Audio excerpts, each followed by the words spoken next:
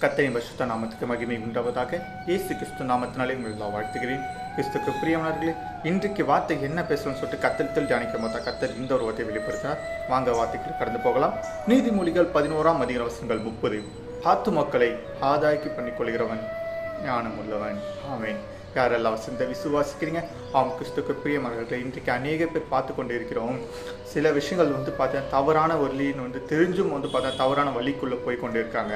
அவங்க சிந்திச்சு பார்த்தாங்கன்னா இது தவறு, இது நம்ம செய்யக்கூடாதுன்னு சிந்திச்சு பார்த்தாங்கன்னா இன்னைக்கு அவங்களோட ஆத்துமக்களை பார்த்தீங்கன்னா பாதுகாத்து கொண்டு இருந்திருக்கலாம். ஆனால் இன்னைக்கு அவங்க சிந்திக்காமல் பார்த்தீங்கன்னா மூடர்களாக பார்த்தீங்கன்னா இன்னைக்கு அவங்க சிந்திக்காமல் பார்த்தீங்கன்னா அந்த ஒரு தவறான பாதைக்கு அவங்க போய் அவங்களோட ஆத்துமக்களை அவங்களே அழிச்சு கொண்டுட்டாங்க.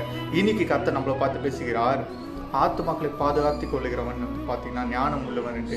இன்னைக்கு நம்மளுக்கு கொடுத்த ஞானத்தை பார்த்தீங்கன்னா பயன்படுத்தி நம்மளோட ஆத்துமக்களை நம்ம பாதுகாத்து கொண்டு கொள்வோம். ஸோ அவர் கொடுத்த வார்த்தைகளையும் வசனங்களையும் விசுவாசி நம்ம கற்றுக்கொள் மகிழ்ச்சியாயிருங்க. கர்த்தர் தாம்போ நம்ம கேட்ட வார்த்தைகள் வசனங்களையும் வாசிப்பார். தேவ சமுதிர இடத்திலும். God bless you.